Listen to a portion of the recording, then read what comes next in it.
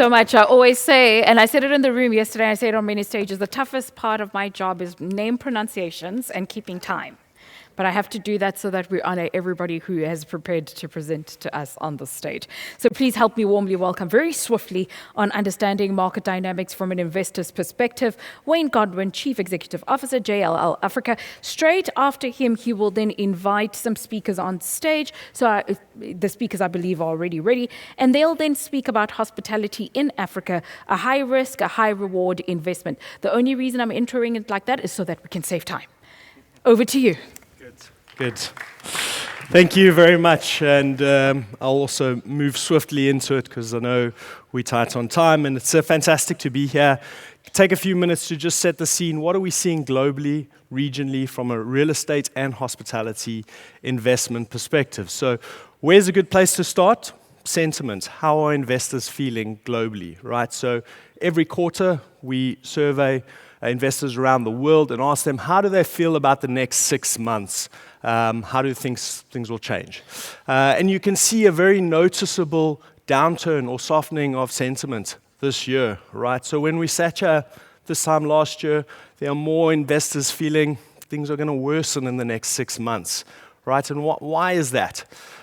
Well, I think a key thing is what we've all seen happening from a US policy, from a trade tariff perspective.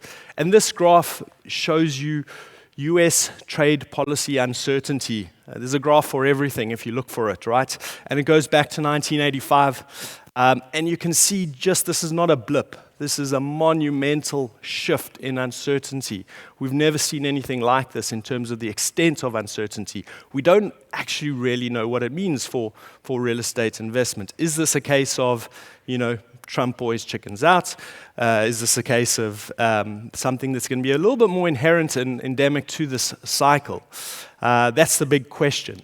So it's good to sort of park that aside and look a bit more broadly, fundamentally, at where we are in the cycle and almost where we were going into this year. And we very much are in a new cycle, right? As JLL, we transact on roughly $1 billion of real estate every day, right?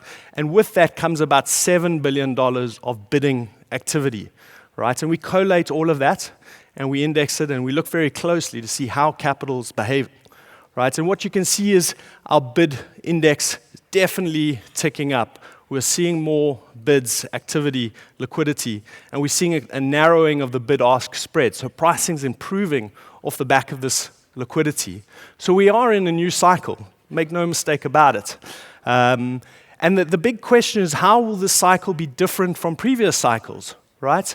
The hallmark of the previous cycle was absolutely low cost of capital, right? Throwing gasoline on a fire.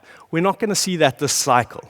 Right, and we believe that this bodes better from an Africa perspective, where we've never had that benefit of cheap capital. So call it a more leveling of a playing field. Whether it will be level enough, that's the question, but certainly a more level playing field for Africa.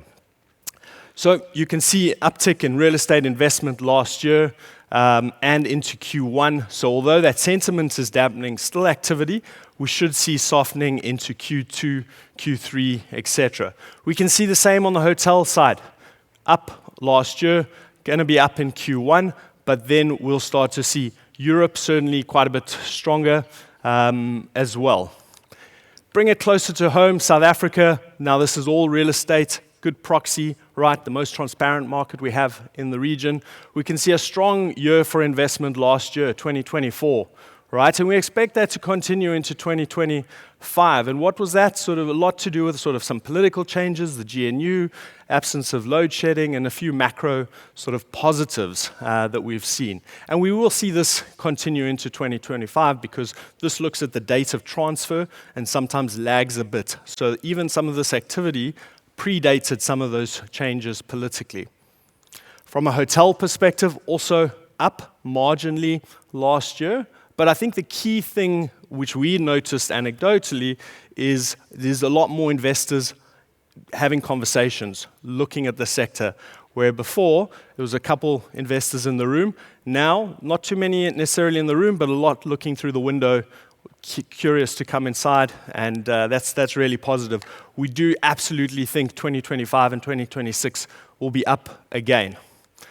Philip touched on the pipeline, and I think pipeline goes hand in hand with performance and where these sort of markets are in a sort of cycle, and I think that's key. We do see the construction pipeline down, and that's not necessarily a bad thing because you also saw a lot of occupancy markets in the 50s. We need to shift that narrative as investors. That's not good enough. The green bubble should really be the 70s, right, as we go forward, but that's got to be the shift that we as a sector and investors expect. So what does that? I guess two things, right? It's productivity in your tertiary sectors of your economy. Won't touch too much on that today, but it's tourism. It's actually driving growth in arrivals. So that's key.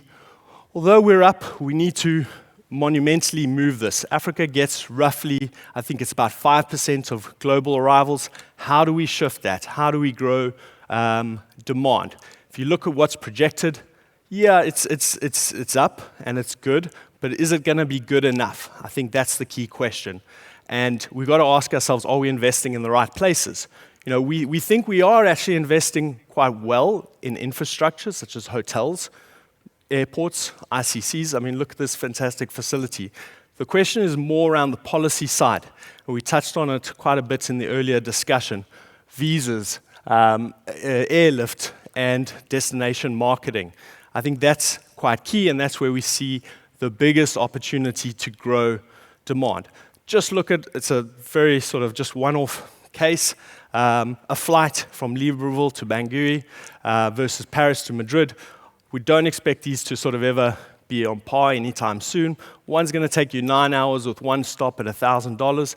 The other's going to take you 2 hours, no stops, $200. We need to sort of bring those a lot closer together.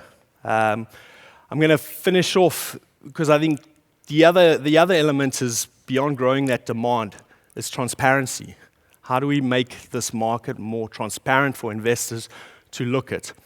As JLL, we've got an index called the GRETI Index, so it's a Global Real Estate Transparency Index, and we look at it's about 89 countries around the world, about 256 metrics that we look. And it's not ranking countries good or bad from an investment. It's how easy is it to underwrite and look at opportunities in those markets for investors.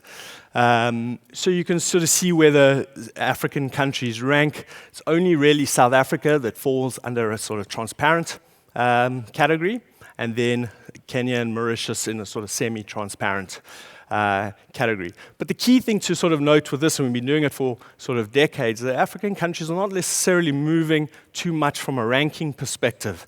We shouldn't get comfortable with that because the underlying index and points is growing. Transparent markets are becoming more transparent. Opaque markets are staying kind of where they are from a ranking point of view, but falling behind in terms of overall numbers. 80% of real estate investment globally goes into those transparent markets. That is key. Investors need to be able to see. Events like this are fantastic to shine a spotlight and give opportunity for this, but we need more, and it's that process.